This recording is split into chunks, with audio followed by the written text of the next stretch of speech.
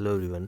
सो इस क्लास में हम एक प्रोग्राम देखने वाले हैं और वो बेसिकली क्या है, program to print Fibonacci series up to n number of terms where n is equal to number of terms up to you want to print the series. यानी कि बेसिकली मुझे करना क्या है, मुझे एक प्रोग्राम बनाना है। क्या करना है? एक प्रोग्राम बनाना जिसमें मुझे क्या करना है, फिबोनाची सीरीज़ को प्रिंट करना है। तो सबसे पहले क्वेश्चन ये आता है कि फिबोनाची सीरीज़ क्या होती है। शायद आप में से आप काफ़ी लोगों को पता होगा, क्योंकि आपने मैथमेटिक्स में भी सीक्वेंस एंड सीरीज़ में पढ़ा होगा, एपीजीपी में पढ़ा होगा, ये टर्म है ना, फिबोनाची सीरीज़। सो फिबोनाची सीरीज़ क्या होती है बेसिकली, एग्जांपल मैं आपको बताता हूँ, ठीक है, कि फिबोनाची सीरीज़ क्या होती है। बेसिकली ऐसी सीरीज़ होती है जो कि स्टार्ट होती है किससे, 0 एंड 1 से स्टार्ट होती है। किससे स्टार्ट होती है? 0 एंड 1 से स्टार्ट होती है। देन उसके बाद क्या होता है, हर एक टर्म का, यानी कि बेसिकली दो टर्म्स का क्या होता है, एडिशन होता है, जो नेक्स्ट टर्म हो जाएगी हमारी। ठीक है, फॉर एग्जांपल जैसे मैंने बोला 0 एंड 1 है, ठीक है। अब 0 एंड 1 का एडिशन करूँगा तो क्या मिलेगा मुझे? 1 मिलेगा, ठीक है।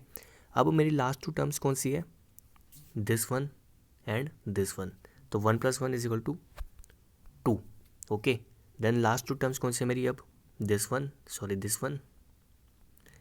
And this 2। सो 1 + 2 = 3। नाउ मेरी लास्ट टू टर्म्स कौन सी है? 2 एंड 3। सो 2 + 3 = 5। नाउ मेरी लास्ट टू टर्म्स कौन सी है? 3 एंड 5। तो 3 एंड 5 प्लस करो तो क्या हो जाएगा? 8। तो यानी कि फिबोनाची सीरीज़ क्या होती है बेसिकली, जो कि 0 1 से स्टार्ट होगी। देन उसके बाद क्या होगा, जो भी हमारी लास्ट टू टर्म्स है उनका जो एडिशन करेंगे वो हमारी नेक्स्ट टर्म बन जाएगी। समझ आया आपको फिबोनाची सीरीज़? अब उसने बोला फिबोनाची सीरीज़ प्रिंट करनी है up to n number of terms, यानी कि n नंबर ऑफ टर्म्स। अब टर्म्स तो देखो, जैसे इसमें देख सकते हैं आप कितनी टर्म्स हैं, 1 2 3 4 5 6 7 8, जो मैंने एग्जांपल बताया अभी। तो इसमें 8 नंबर ऑफ टर्म्स है। तो इसने बोला कि आप n नंबर ऑफ टर्म्स के लिए करना है, और इसने बाद में कंडीशन दी है कि जो इधर हमारा n है वो क्या है, बेसिकली वो आप पे डिपेंड करता है कि आप कितने नंबर ऑफ टर्म्स तक सीरीज प्रिंट कराना चाहते हैं। यानी कि बेसिकली हमें वैल्यू डिसाइड करनी है कि हम कितना प्रिंट कराना चाहते हैं, ठीक है। तो उसके लिए क्या करा, देखो मैंने फिबोनाची सीरीज़ के लिए अब क्या करा, मैंने प्रोग्राम बनाया है। अब पहले प्रोग्राम को मैं एक्सप्लेन कर दूँ, बाद में उसको आपको आउटपुट भी निकाल के दिखाऊंगा, ठीक है। सबसे पहले मैंने क्या करा है, हेडर फाइल बनाई, ठीक है। हेडर फाइल को इंक्लूड करा। देन उसके बाद मैंने मेन फंक्शन बनाया। देन मैंने क्या करा, कुछ वेरिएबल्स को डिक्लेयर करा है, और 1 2 वेरिएबल्स को मैंने साथ में इनिशियलाइज भी कर दिया, ठीक है। जैसे मैंने देखो क्या करा है, int a = 0, b = 1, n, i, c। अब ध्यान से देखो, मैंने a = 0, b = 1। आई होप आपको मैंने जो एग्जांपल बताया उससे थोड़ा समझ आ गया होगा, ठीक है। मैंने a = 0, b = 1 पहली इनिशियलाइज इसलिए करा क्योंकि मैंने आपको बताया था फिबोनाची सीरीज़ में पहली जो टर्म्स होती है वो हमें पता होती है कि 0 एंड 1 है। देन हम क्या करते हैं, फर्दर 2 टर्म्स का एडिशन करते रहते हैं, जैसे 0 + 1 = 1, okay. Then last two terms कौन सी है? 1 and 1, 1 + 1 = 2। Then last two terms कौन सी है? 1 एंड 2, 1 एंड 2 3, ऐसे अप टू सीरीज़ हमें सम करते रहना है, ठीक है। तो लेकिन मैंने आपको बोला फिबोनाची सीरीज़ में आपको पहली दो टर्म्स पता है, 0 एंड 1। तो उसको मैंने क्या करूँगा, 0 एंड 1 प्रिंट करने के लिए मैंने पहली वेरिएबल्स को मैंने इनिशियलाइज कर दी 0 1 से, ठीक है। देन उसके बाद मैंने क्या करा, देखो मैंने बोला C out enter the value up to you want to print the Fibonacci series. यानी कि बेसिकली ये जो हमने उसने ऊपर एन की बात करी है ना, एन की बात, मैं उसकी स्टेटमेंट दे रहा हूँ। क्या दे रहा हूँ? सी आउट के थ्रू मैसेज प्रिंट करा रहा हूँ। यानी कि मुझे उस नंबर की वैल्यू डालनी है, यानी कि एन की वैल्यू डालनी है जहाँ तक आप नंबर ऑफ सीरीज़ प्रिंट करना चाहते हैं, ठीक है। उसको मैंने क्या कर दिया, सीन एन कर दिया। यानी कि क्या कर दिया, सीन एन, यानी कि मैंने यूज़र पे छोड़ दिया। यानी कि हमारी जितनी मर्जी होगी कि हम कितनी मतलब नंबर ऑफ टर्म्स तक, कितने नंबर ऑफ टर्म्स तक हम फिबोनाची सीरीज़ प्रिंट कराना चाहते हैं, वो मैंने यूज़र पे यानी कि हमारे ऊपर छोड़ दिया, ठीक है। ये काम हो गया। अब मैंने सी आउट करके मैंने क्या करा है, एक मैसेज डाला है। क्या डाला है? एक मैसेज डाला है। मैसेज क्या है? फिबोनाची सीरीज़ इस, यानी कि मैंने प्रिंट कर दिया मैसेज की जो फिबोनाची सीरीज़ है वो हमारी क्या होगी। देन इसके बाद मैंने /n डाला, यानी कि जो अब मैसेज प्रिंट होगा इस सेंटेंस के बाद, यानी कि इस मैसेज के बाद, वो नेक्स्ट लाइन में जाएगा।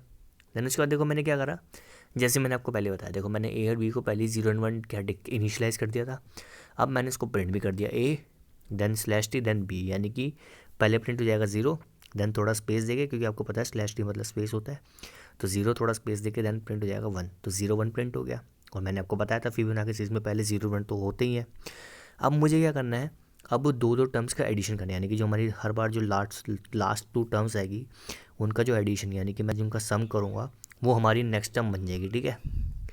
अब मैंने उसके लिए क्या करा, अब ध्यान से देखो मैंने क्या करा है, मैंने फॉर लूप लगाया। क्या लगाया मैंने? फॉर लूप लगाया। अब फॉर लूप की कंडीशन क्या लगाई मैंने, for i = 1। I less than equal to n minus two I plus plus.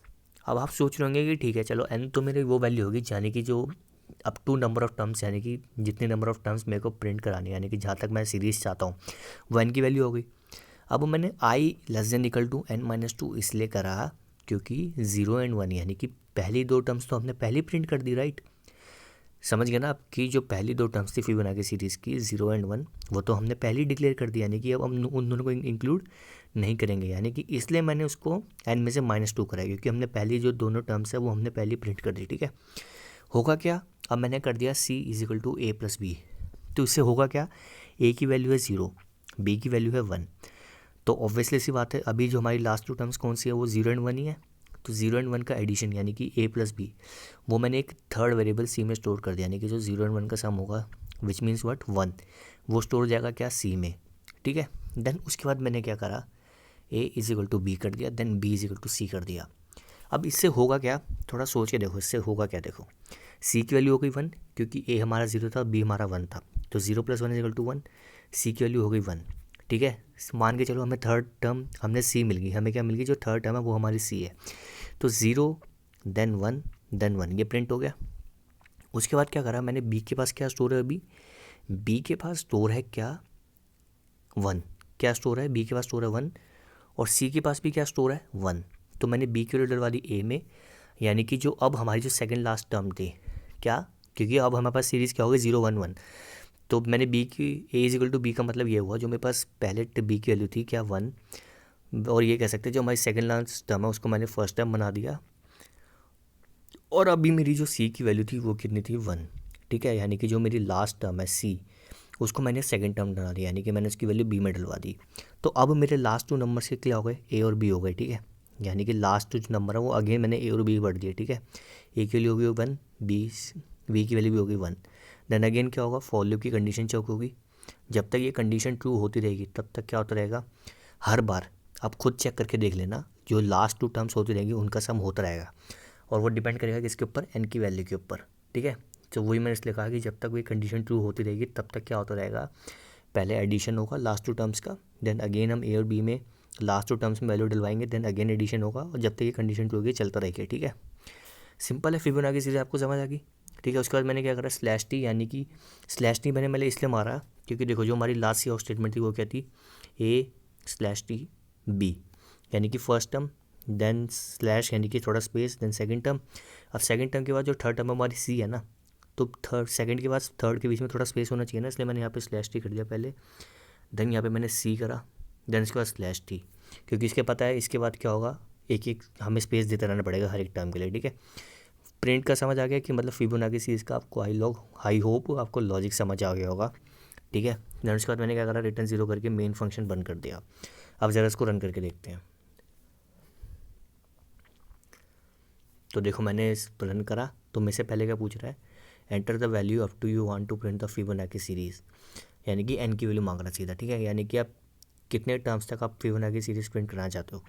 Let's say मैं करना चाहता हूँ 5 नंबर ऑफ टर्म्स तक, यानी कि मेरी जो फिबोनाची सीरीज़ में नंबर ऑफ टर्म्स होनी चाहिए कितनी होनी चाहिए 5, तो मैं एंटर दबाता हूँ, तो देखो आगे ना फिबोनाची सीरीज़ इज़ 0 1 1 2 3, इसका मतलब क्या हुआ आप खुद नोटिस कर लो, a हमारा 0 जो हमने इनिशियलाइज़ करा था, b हमारा 1 जो इनिशियलाइज़ करा था, 0 + 1 क्या मिल गया हमें, थर्ड टर्म 1 मिल गई, ठीक है।